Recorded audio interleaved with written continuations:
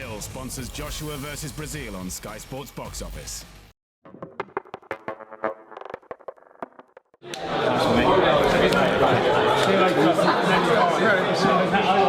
Radio Raheem. Well, congratulations is in order once again. Radio Raheem with Anthony Joshua. Your first title defense, the IBF World title, has been defended successfully here at the O2 Arena. It went 7 rounds. The second time you Yes, fought sir. 7 rounds. Was this the tougher time or the first? The first was a tougher, the second was the more unexpected. I knew Dylan would be a tougher fight, but I thought Dominic Breazeale, there was a lot of expectations for me to take him out in the early rounds, and I thought to myself, you know what? Even if the guys are not the most technical, quickest, they're going to be tough. They come ready, they come to represent themselves properly. So the first one was tougher, but Dominic Breazeale shocked me that he could take the punishment he took over the course of the fight. You stumbled him early in the fight. You stumbled back into the corner. It looked like he was going to drop and go. At that moment, you think, oh, this is just another guy that's going to lay down. It's going to be a short night for me. Yeah, to a certain extent. And then when he stayed in there, I was like, okay, this is interesting. I didn't expect him to stay in here this long. So I had to change my game plan and just understand the course of a fight. And I just wanted to control the fight the best way possible without, number one, blowing the gasket, trying to knock him out. Number two, being too patient where he starts putting me on the back foot. Or number three, rushing in round 3 and getting caught with a haymaker. So it was like everything wrapped into one. So I can take away a lot from them 7 rounds.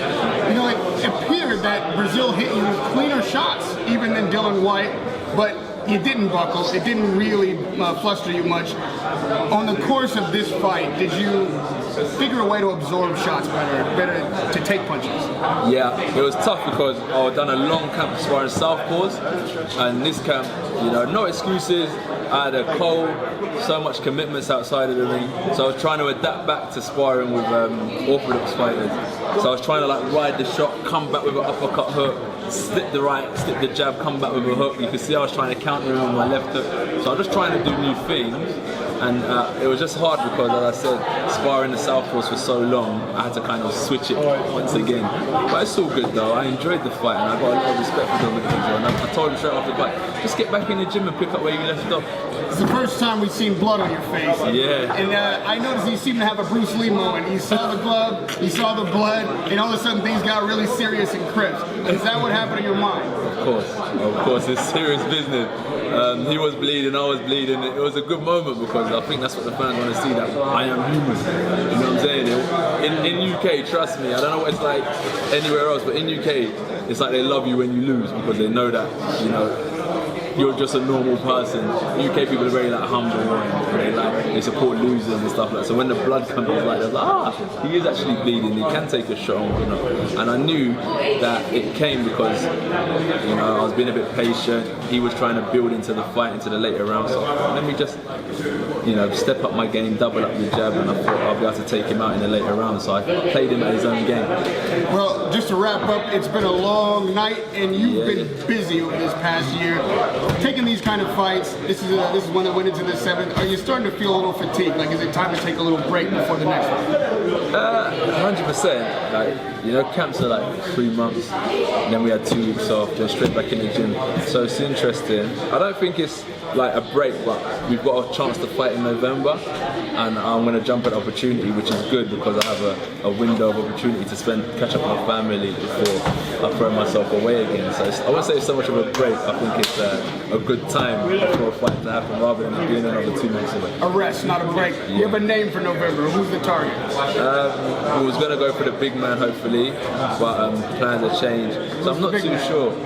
Tyson, hopefully. If that would have been possible, we would have made it work somehow. But if not, I'm not too sure, honestly. Is there any chance you step in with Klitschko? I wouldn't mind. But my coach, he don't get involved in the hype. He's just like, I'm gonna do things my way. I know what my fight is about, and I'm gonna guide him the right way. I don't think he'll let me rush to Klitschko. Even if I wanted to, I think he'll say, Josh, you gotta take your time. So that's me being real with you. I'm not gonna sit and be like, yeah, I'm gonna take on Klitschko, and then it don't happen. The reason probably behind that is because my coach is guiding my career and he's just doing it properly. But we'll see, man. I think all opportunities are possible. So I'm just going to bide my time and see what he comes up with in the next few weeks. And lastly, you know, Deontay Wilder may have been winding you up a bit, but he called this a 50-50 fight before the fight, and he's fighting in just a couple weeks. Do you have any interest in that fight, and do you watch him? What do you think of his abilities? I think I got a lot of respect for him. You know, he took his time. If we look at Wilder's 16th or 17th fight, I'd be interested to see what type of opponents he was competing with. So he was patient. So I got a lot of respect that a lot of people were calling him a bum, saying he was fighting tomato cans, but he pushed that aside and built his own, experience up his own way, and now he's a worthy champion. So I got a lot of respect for that, and I'll be definitely tuning in to see how much he's progressing, because that's someone we'll be competing with sometime in the near future. Are you better now than he was at this stage of his career? Yeah, definitely. I am. Sorry. Radio Raheem with Anthony Joshua, the IBF heavyweight champion of the world. Another successful night. Thanks for having me over. We'll see you again next time.